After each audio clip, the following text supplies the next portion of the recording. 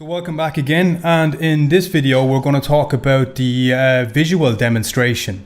So essentially what I've got here, I've got my laptop hooked up, and what I've got is I've got two outputs to one projector each. And what I'm going to do is I'm quickly going to jump into the system preferences here, click on my displays and jump into arrangement. And we can see here I've got three different displays set up, okay? One is a HDMI output, the other one is a VGA output that I'm using through a display port.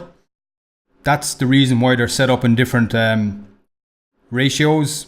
The one on the right hand side here is 720p. This one here is completely different. Actually, if I gather the windows, I'll be able to show you, make things a little bit easier. If we get into the scale, so this one is 720p, which is the right hand side as I look. And this other one is 1280 by 1024, which is pretty much the only scale that you can get. However, there is an option. If you press the scale and option, you do get more configurations to actually choose from. I'm going to stick with what's standard for this, and it's not going to make that much of a difference, and I'll show you why. However, I'm going to get rid of these now. So what we've got is we've got two projectors overlapping. I've got one on the left, you can see the red circle around it as I select it, and we've got one on the right, again overlapping, okay? What you'll also notice as well, on the left hand side, it's going off the wall. I want that, we want to overlap it so that we can bring the picture back inside the overlap later on, and that will make sense when I open up Resolume. Again, there's the right hand side, the left hand side, and in the middle we'll have our Resolume, okay? So I'm going to go ahead and open up Resolume.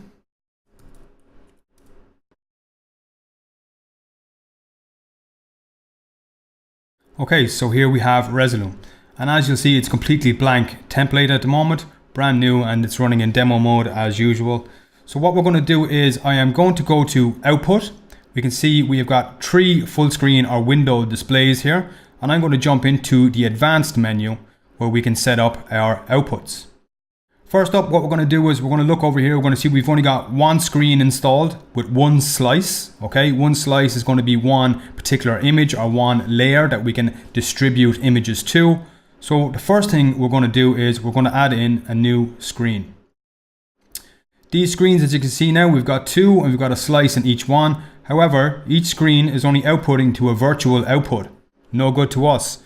So what we want to do is we want to come down here and we're going to select display 2, which is 1280 by 1024. We're going to pop that in. We see it goes black.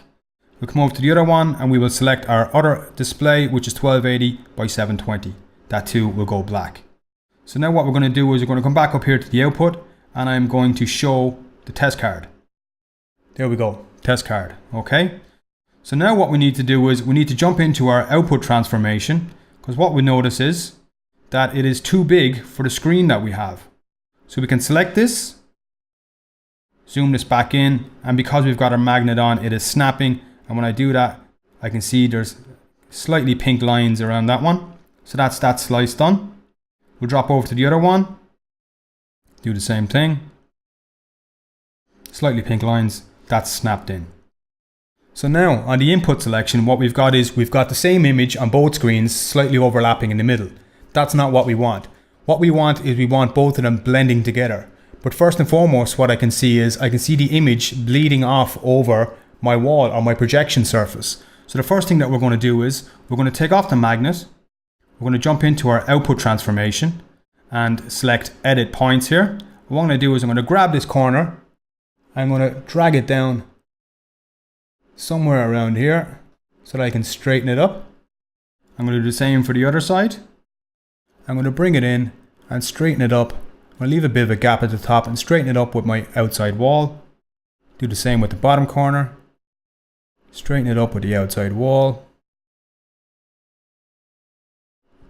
And this corner, we're going to keep it some kind of straight. And a little bit of adjustment here as well. We'll keep it relatively straight or plumb with the ceiling. Come over to the other slice. Zoom in a little bit here. And we're going to do the same thing again. Keep it straight with that one. Straighten that one up there. Not losing any of the image. And then drag these corners in. And keep that one relatively straight as well. Top corner again. I'm going to keep it relatively straight.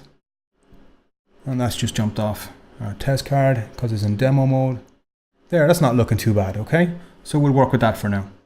So now what we're going to do is we're going to jump back to our input selection, and on our first slice, I'm going to drag this back to halfway. I'll turn the magnet back on to make sure it's halfway, and there we go. The next slice, I'm going to drag it back this way. And now what we see is we have two halves of the card, and it's slightly overlapping in the middle. So what I'm going to do is I'm just going to drag this as an overlap a little bit, and we can see it's starting to shift, and I can see where the R is already starting to line up. So I'm going to leave that there for now. And what we'll do is we'll jump back over to the output transformation tab. What I can do is with edit point selected, I can come down here and I can add subdivisions to my warping. We've got X and Y subdivisions, so I click this button. We can see it's added in one more point for me to manipulate, and another, and another, and the same in the Ys, another, and another, and another. Now we see where we're getting to, okay? So if I zoom in a little bit, I'll move this down so we can see it properly.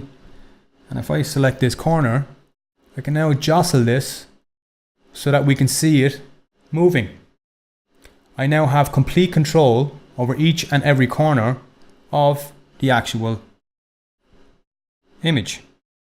So if I now take away some of my divisions, actually that's moving them, my apologies.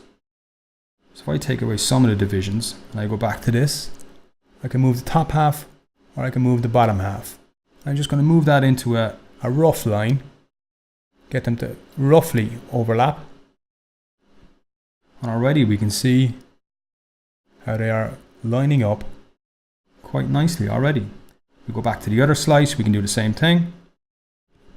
Take out one more. Again, click and drag.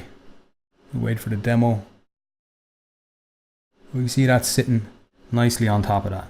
So now we can add in a couple more. We might move this one a little bit. We can move that back there. And in fairness, if we actually add in some X divisions, it won't be moving the whole way. So now we'll see we'll only be moving this portion, and I can slide that in there, causing it to overlap. I can move just this one, causing that to overlap. I can move this one, and we'll quickly get the idea here. And obviously this is just a demo, so I'm just going to show this to you pretty quickly. And I can move this one in here. Now, obviously I can move into the middle here. I can start to move these and line all of these up. And this, as you can see, can be a painstaking process, but pretty quickly, we've actually gotten pretty close. Wait for the demo to pop away again. So we're not doing too bad here. And that's been pretty quick. So as you can see already, we've got some blending to do, and we've got a few bits that are a little bit off. We can add in some more divisions if you want to get really tight and really finicky about it, which we will do. I'm very detail orientated, so I do like to get this as tight as possible. We don't want any difference in the images. I can move this one again because that one moved that one, and you're going to find this that these are going to move over and back on you all the time. So what I'm going to do is we'll have to swap between slices to get it absolutely exact. So instead of me spending a lot of time doing that right now, what I'm going to do is I'm just going to quickly tweak that one. I need another subdivision there. And move that one. So what we'll do now is we'll come down here and we'll click soft edge. We'll do the same on both slices. We'll turn on the soft edge.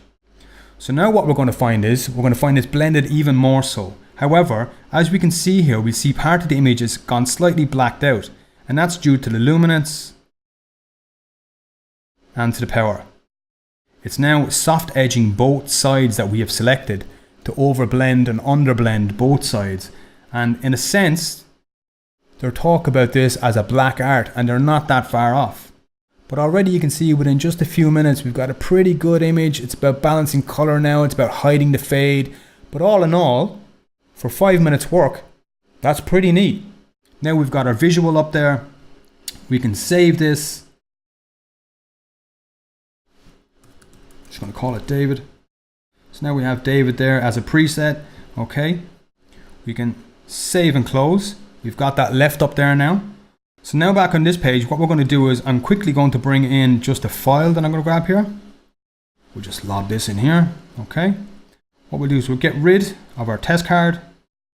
We'll play this file and we can see the size of the image here. We're just going to have to scale that up a little bit.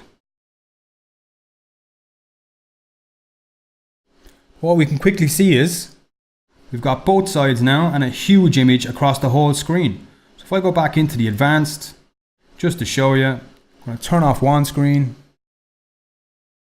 Now we can see we're just half the image. Turn that screen back on.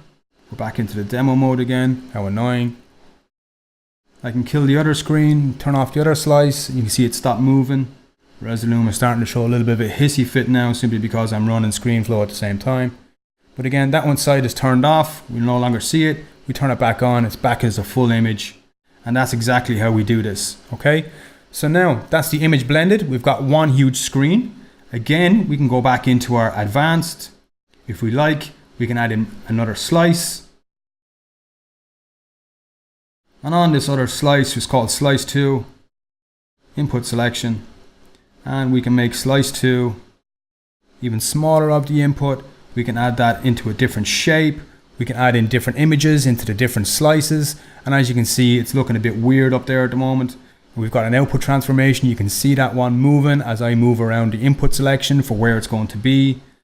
It's absolutely amazing what we can do with this. Think about the fact that you're going to use multiple slices, you're going to use multiple inputs, and then we go back to the original after I kill that slice, and you can quickly see how this can become a massively amazing tool for visuals, 3D projection, image blending, multiple sources, multiple outputs. It's top class. If you can't see the fun in this, you're on the wrong course. Hope you enjoy. Hit me up for any questions. We'll see you soon.